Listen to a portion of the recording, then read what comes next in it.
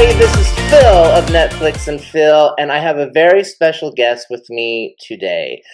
We have been chatting on Instagram for I don't know how long now, but trying to arrange a meet or a kiki, if you will, for the longest time, and it's finally happening. So before I introduce this guest, I actually borrowed their LinkedIn profile to read to you. It says he's Hispanic, entertaining, humble, a Virgo, gayer than a rainbow. None other than, you recognize him from The Circle and Dancing Queen, both of Netflix, Mr. Chris Sapphire. Give him a great big round of Oh my God. applause.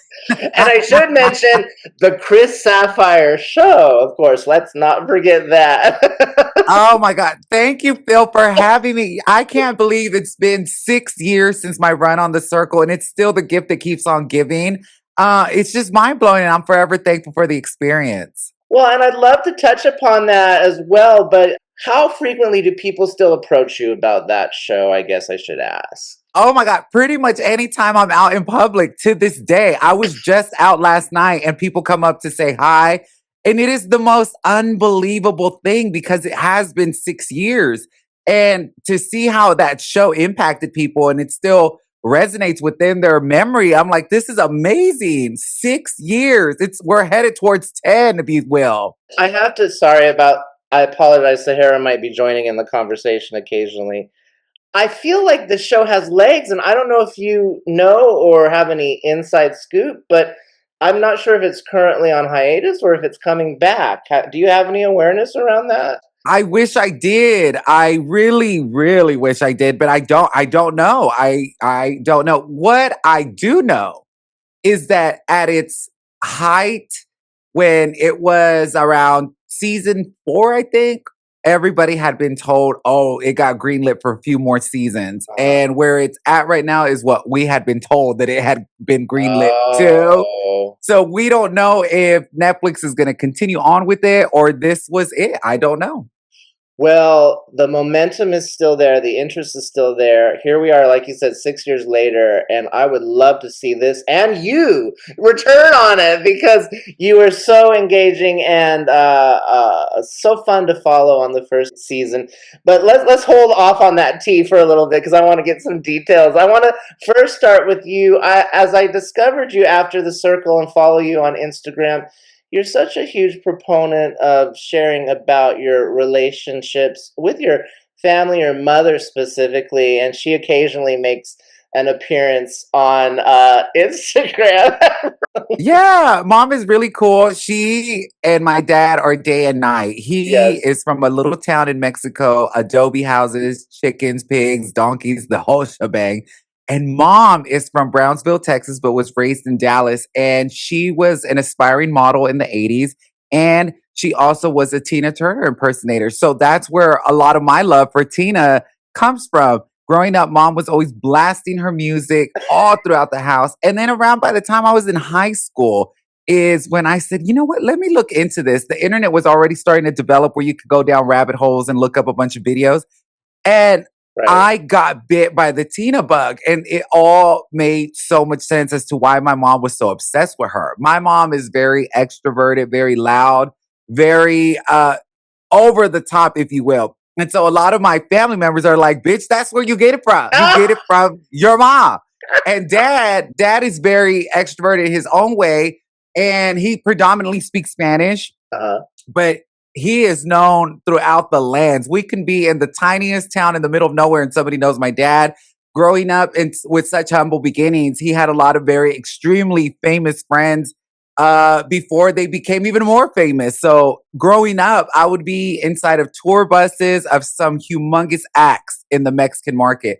And that's just my world. I grew up in between two different dynamics and it shaped me. And this is who I am because of them. This is beautiful. And that kind of leads me to my next question because you had a career, a presence prior to The Circle, I should say. What were you doing or how were you on society's radar even before you got picked up on that show? Oh my goodness. So I was always a big dreamer and I always would take cues from God. I still do. Like in Uh-huh. what to do next. I started my career as a makeup artist. And in the time of doing a bunch of those shoots, a lot of the photographers would look at me and they're like, we want you to come back. We'd like to take photos of you. And so next thing you know, I started building a portfolio of a bunch of professional photos of myself while being on these sets. At that time, MySpace was the huge platform. And Yes. so I started developing a following on MySpace, if you will, locally. And so around that time, I had really long hair, and everywhere I would go, people thought that I was Danny Noriega from American Idol. To make a long story short, somehow through the random workings of God, him and I became good friends on a website called stickam.com, Uh, which was like the infant version of everything we have now in terms of like FaceTime, Zoom, all that. But okay. this was live. You could have fans and people in there. So a lot of his fans were there. He would let me take over his show. And I started developing an audience of my own through making appearances on his show. And we'll say her because she is the fantastic Adora Delano. Uh, Mhm. as we all know, she has Yeah. turned into her butterfly highest Pokemon self. I love her. As I saw how people would react to me when taking over her show when she let me come on, Mhm. I thought maybe I should pursue radio or something in my life. And next thing you know, one day I'm browsing around the internet and I see a casting call for a radio show in Dallas. I go to the casting. I end up getting it the same day. And I started doing internet radio soon after, interviewing celebrities, all kinds of stuff. And I learned how to interview and spread my wings. Well, that gig ended up Yeah. turning into me doing YouTube videos, a producer from the CWC's my YouTube show. Mm. Long story short, next thing you know, I'm on national TV talking about celebrities. And then after that gig ended after a year, then the fabulous Alyssa Edwards hits me up saying, Chris, would you like to be on my reality show? Bitch, I've known you since you were 18. Soon after her successful run on that show, Oh. she calls me one day and says, Chris, there is a new show coming out. They're looking for people. You've been on social media all your life. I think you'd be perfect. They're going to call you in 20 minutes. And that's the call that changed my life. So Alyssa connected you to the circle? Is that accurate? Miss Alyssa Edwards did that. She is forever my Dolly Parton. I met her when I was 18. I was at a club and she walked up to me. She was like, you paint the dolls. Or she said something along those lines in those days. She goes, I want you to paint me. And every time we'd run into each other out in the neighborhoods, she Mhm. would always say hi. And we had like this connection building. Uh-huh. We ended up becoming so close throughout the years. And that's why she invited me on her show. And next thing you know, Netflix came a knocking and it changed my Well, life. I didn't realize that Alyssa helped to kind of sit. Be a good girl. I'm gonna need you to be quiet. I didn't realize that she connected you to the circle because Dancing Queen came before, and you Yes. mentioned Adore Delano, and I, of course, was exposed to them through RuPaul's Drag Race, etc. But you said you knew Alyssa for how long? Since I was 18, I am now 37 years old. So we go way back. And around the time of her show, we were like always hanging out, traveling together. I was there at the drag cons with her before we started doing all this TV stuff. And I mean, it was just so much fun. I got to witness Alyssa Edwards go on Drag Race for the first time. I was there making her tour schedules in those days as she was going to clubs and clubs and clubs. So I got to witness her ascend to the highest of highs. And she's still up there, honey, just slaying the world. And it makes me so happy to have that forever connection with her. And every time I get to see her in person, because she's always so busy touring or traveling the world, it's like we pick up right where we left. Like, hey, girl, I'm so proud of you. Oh my God, look what you're doing. Oh my God, I will always love her and hold her so high in my heart. Well, and she's a force to be reckoned with herself, much like you. And let's talk about Dancing Queen a little bit. What intrigued me about it, I watched a few episodes prior to joining you today just to kind of do a little bit of research. And you said you're in Dallas, of course. Much of the show itself takes place, though, in Mesquite. Do I have that right? Or do I? Okay. Is that a suburb or? Mesquite is yeah, I guess you could say maybe it's a suburb. It Yeah. is definitely a part of Dallas County. It's its own city and it's Okay. close by to Dallas within the county line. So say Okay. Dallas is the middle of everything and then to the side you have the city of Mesquite. Okay, so these are my questions because as I was reviewing these episodes, I saw some of the local businesses portrayed there. So there's a couple of them that you visited during the course of the show. Dancing Queen, it's on Netflix. Check it out. Tell me about Malone's. What is Malone's? Wow, you really went down the rabbit hole. Malone's is a local grocery chain. Yeah, It was really prominent in the 90s and yeah, throughout the times, it still survived the changes throughout the decades, yeah. but it's still hanging on, honey. I forgot why we went to Malone's to be honest, but now that you remind me, I'm like, that's hilarious that we were at Malone's. Well, it looked fun, very family friendly, or family owned and operated from what little research I did. The episode was the Drags Giving episode. So you were Oh, preparing. yes. Yes, yes. Oh, how much oh, you're giving me flashbacks. Good times. Alyssa always throws the biggest parties. And when I tell you she goes all out, the success really made the parties bigger events, if you will.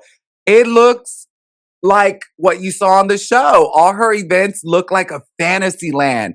Yes. Halloween, Thanksgiving, Christmas, she goes all out with decorations. Uh-huh. It is a movie. I remember walking into a lot of the Halloween parties. I would arrive and I would just be taken aback by the production level of the decoration. So the Friendsgiving gives you a small glimpse into Uh, that world of her yes. huge parties. Well, let's shift from that a little bit. Another business, which I think is still going on over where you're at, is Marty's Live, which I'm very curious about. Yes, so here in Dallas, we're really blessed to have an amazing, thriving neighborhood. Uh, I believe we have about 20 or 21 gay bars in Dallas. So nice, people think of Texas and they go, oh, conservative and oppressed. of But course. the main cities are very accepting, very liberal, if you will. And we're blessed to have a very beautiful and amazing neighborhood. And Marty's Live is one of those clubs. It's under a bridge. And it's out in the outskirts, if you will.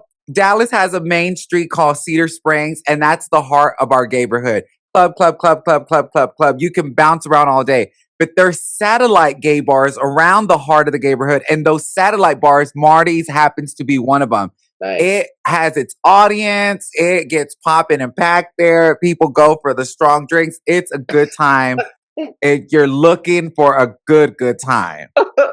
Well, just based on the episode alone that was focused on it, I was like, I gotta get there sometime because, curiously, I'm in Vegas and I don't feel like there's that strong of or prominence of like gay clubs or nightclubs, etc., which you would think there would be, but I feel like it's completely absent here. I would love to go somewhere where there's a sense of community, and I don't feel like I get that in my hometown. I have never been to Vegas, but I have been told that yeah, the gay community it's well in terms of clubs that it's small there, which Mhm. shocked me because Vegas, the whole world is going there. You would think the gayborhood would be out of control. Let me tell you, it peaks and then there's valleys, and right now we're in a valley. It's like something will crop up and it'll be popular for a while and then it goes away. It like burns out. Wow, I still want to go. I've never been. I want to see the Spear. I wanted to go to the Backstreet Boys concert. I'm hoping the Spice Girls will get the Spear. I'm trying to throw that out too. Come on, God, make it happen. But yeah, I've never been to Vegas. I've never been to Florida. I've been traveling like crazy throughout the last 6 years, but I have yet to get to those spaces.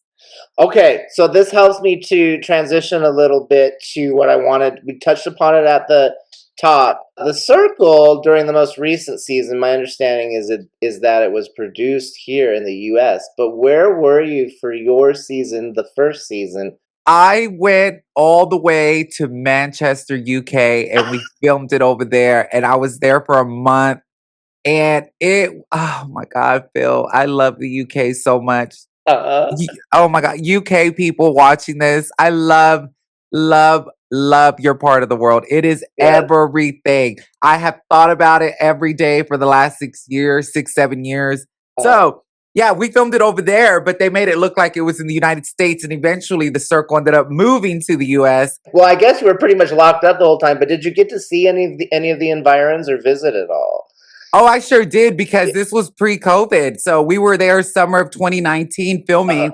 And so they took me to Canal Street. I think that's what it was called, if I remember correctly. Yeah, that sounds right. And oh, honey, oh my God. Oh my God. Please, God, take me back. Take me back. I just I grew up, Phil, watching Rick Steves Europe on PBS, and when I was over there, honey, I felt like, bitch, this is why motherfucking Rick Steves is always over here. It is everything. I just, oh, I fell in love with Nando's chicken. And Nando's just opened their first location here in Dallas, Addison area, and they sent me some of their hot sauce. That is lovely. Yeah, I'm familiar with Nando's because I did experience it when I was over. So they have a presence now in the U.S.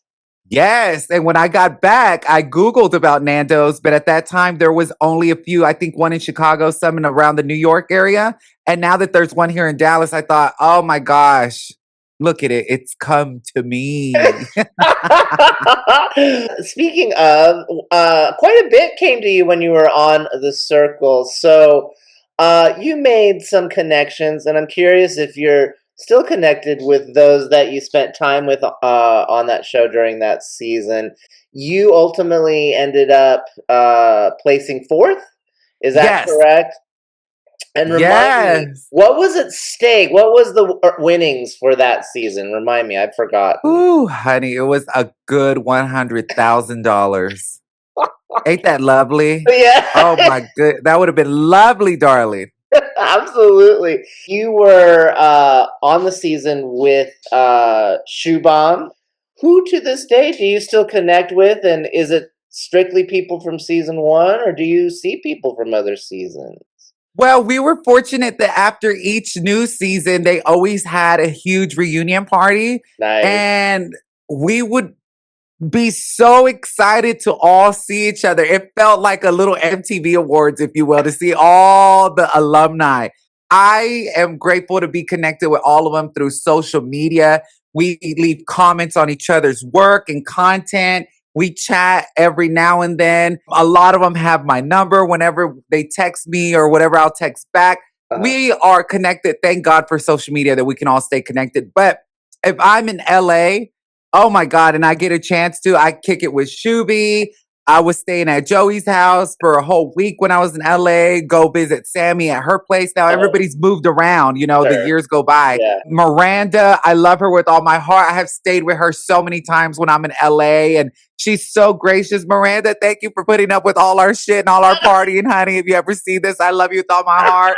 Thank you for letting us be loud and crazy. Yeah, so I love all the kids. And um, a lot of the gays from all the newer seasons, we keep Mhm. in contact.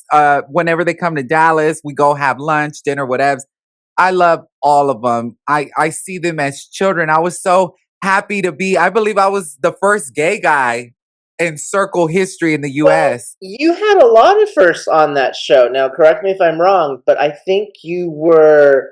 Let me see. I wrote it here in my notes. You're the first to enter, and you're the first person to message everybody in the circle. Is that accurate? I think so, if I remember correctly. I do remember I was the first to like set it off, yeah, to enter.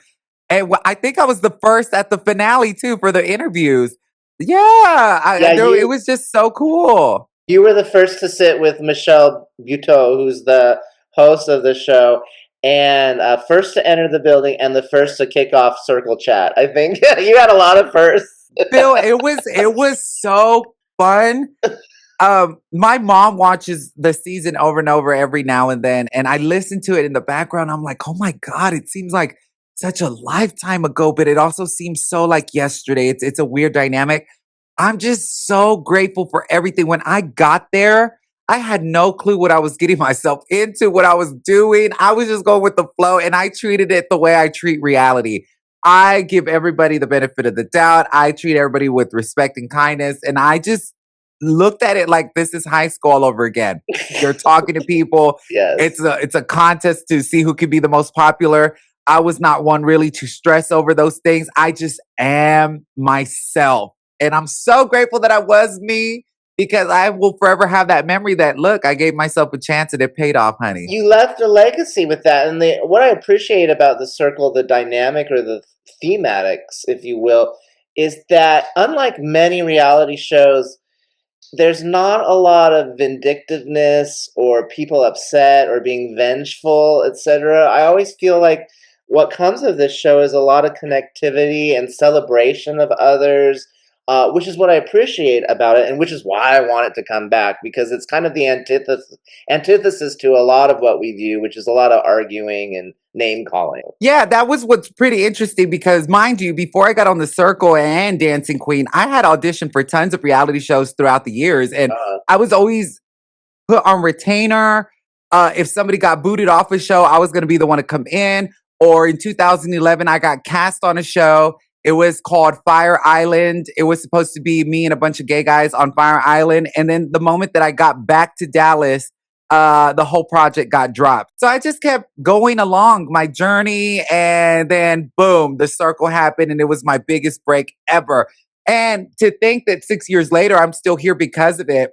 And it's still keeping blessings coming. I'm just so thankful. Last year, the city of San Antonio reached out to my agent and they were like, we would love for Chris Sapphire to come and be the grand marshal of the Pride event they have over there, a huge Pride event. And I was just so beyond thankful and amazed at the city of San Antonio. When I arrived, everybody was so gracious.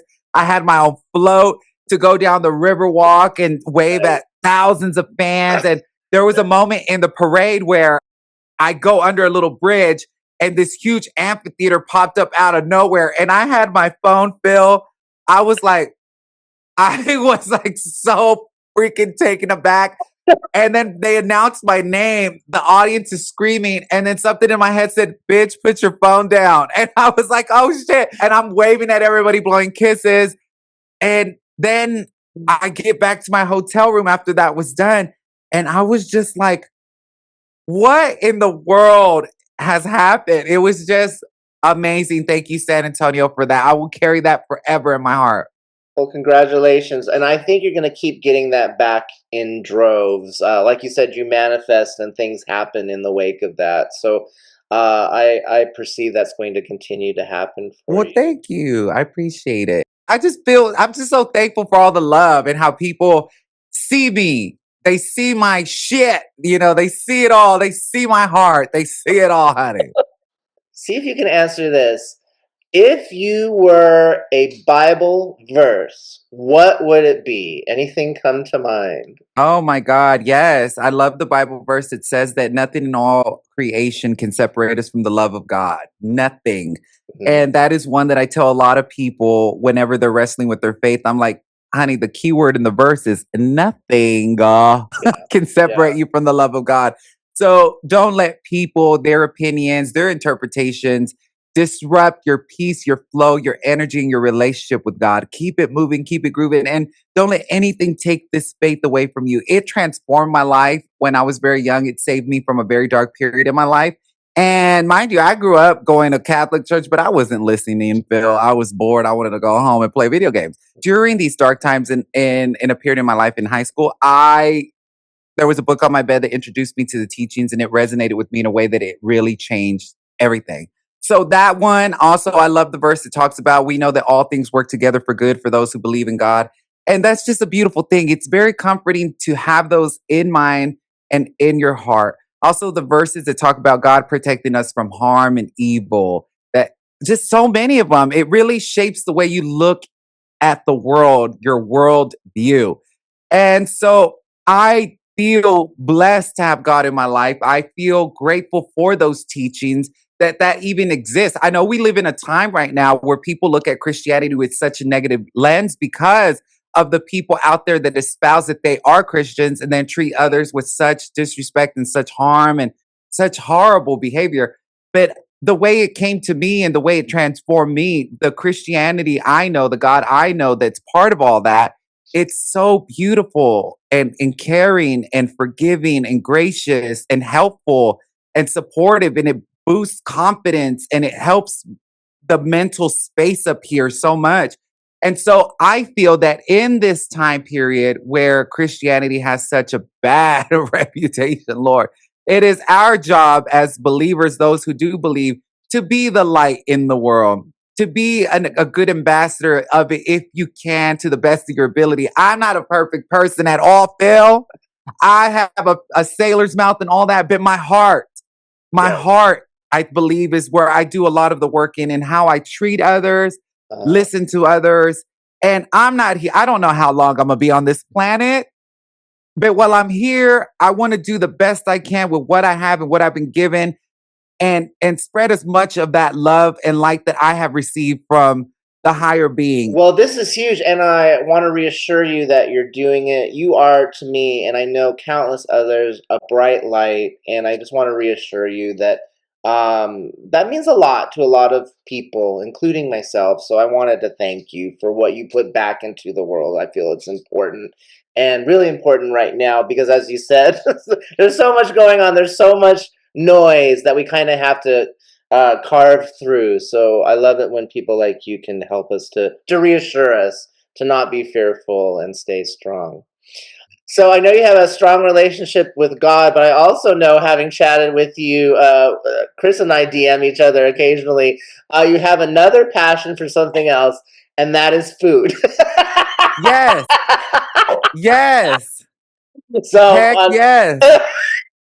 so I always tease you about it. But if you were a savory, spicy dish, what would it Mm. be? What would it be, and why? If I was a savory, spicy dish, I would say I would be salsa because I am truly an addict at salsas. I gauge restaurants by their salsa. If the salsa sucks, unfortunately, I think the whole place sucks. I'm like, you can't even get the salsa right. And the hotter, the better. If my nose is running, if my eyes are like bulging out of my forehead, if my stomach is churning and burning, I'm like, this is everything. You're making my mouth water, honestly, with all these visuals in my mind. Like I know, I'm I'm so so hungry right sorry. now. I'm so hungry right now to the viewers. I'm always so busy. I don't eat regularly because of my all my work, but I'm just like thinking about chips and salsa right now. Like, oh, that sounds so good with some lime in it. Oh Lord Jesus. Oh, well, that's well, I'll release you from the interview Oh, soon. So you, but a quick question for you. So, say I come to Dallas, where do I need to go to get the best salsa if I want to check it out? oh, that's a hard one. But recently I have been just blown away at the oh honey, there is a restaurant in Oak Cliff. It's a part of Dallas. That's where I'm from. It's very popular spot of Dallas. There is a legendary restaurant there called El Ranchito. Love it. Shout out to El Ranchito. A bunch of stars, icons, legends have eaten at that restaurant. The moment you walk in, you see a bunch of photos of all these famous people that have eaten there. I told them the last time I was there, I said, honey, who is making this salsa? It is so effing good. Y'all need to bottle it and start selling this. And they go, oh my God, we've been told that a lot. I said, let me tell you, this red one right here, this green one right here, it is so good. Oh my God, my mouth is, oh Lord. There's also a place here that's a taco stand on Lombardi Avenue called Paisanos. It is legendary. Their salsa is so good. It's spicy, but I'm such a spicy addict that I can handle it. But to the average person that's not used to all that stuff, Oh. beware. But Ah! it is very good. Oh, oh my, I'm booking a flight right now. I oh want my to check it God. out. I Uh, love you, chips and salsa. That's what I would be. Salsa. so I have one final question for you, and you shared your love of Tina Turner, who recently passed. Yes. Interestingly, I'm always kind of looking for signals or symbols, and when I was rewatching the first season of The Circle, it comes up a couple of times for me. But she shows up. I think it's in a magazine you have in your apartment, and I think Sammy even wears a shirt that references her. Uh, Selena Quintanilla. Tell me, Yeah. because I know she's, of course, prominent in Texas, or was, I should say. Tell me about Selena. Oh my God. Selena Quintanilla for Mm, us is an icon on a whole other level. Her memory is still so alive. She constantly is on the Billboard charts, even to this day, 31 years later, breaking records with Mac makeup, everything. The people love her so much, and it's such a beautiful thing. When I got the opportunity to go do the circle, I said, I'm taking her with me because I don't know if Selena ever got to see Europe or do anything like that. And so when I got clearance to be able to have that magazine on in the background, I made sure to put her there to have her essence and her spirit there with us in the UK because who knows if she got to ever tour it or do her stuff over yeah, there. Selena is my first experience with heartache, my first experience, I would say, with somebody passing away, because for so many of us, we were young, we were massive fans, still are. And then she was taken from us so abruptly in such a horrible way. yeah. We were left wanting so much more. And that's why she's still alive to this day in memory, because we were left with such a beautiful experience of her. And then poof, vanished, and that's where we left off. And so every little thing that comes out of her, we support it and we love her. Here in Texas, Selena is, I mean, everywhere. Murals, paintings, restaurants, she's everywhere. And when I travel to LA or New York, Chicago, wherever I'm at, and her music starts playing, I can't help but to just be so excited and happy that she's everywhere now. She is a true icon for the ages.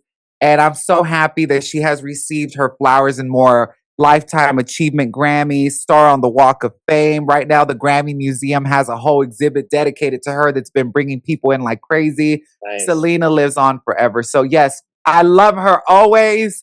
Tina Turner as well, everything. Just people that are a part of the soundtrack of our lives, you Yeah. know?